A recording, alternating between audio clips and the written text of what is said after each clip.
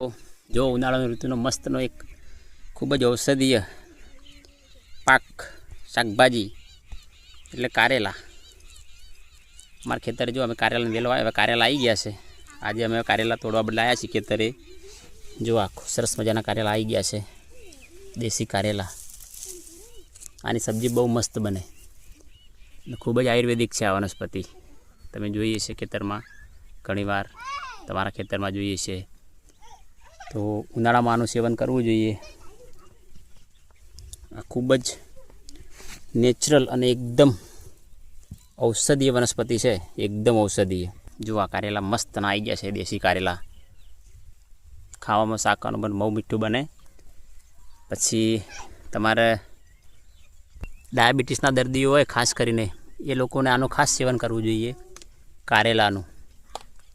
જો આ કારેલા. આવા જ વિડીયો જોવા માટે મારી ચેનલને સબસ્ક્રાઈબ કરો, વિડીયો વધુમાં વધુ શેર કરો, લાઈક કરો.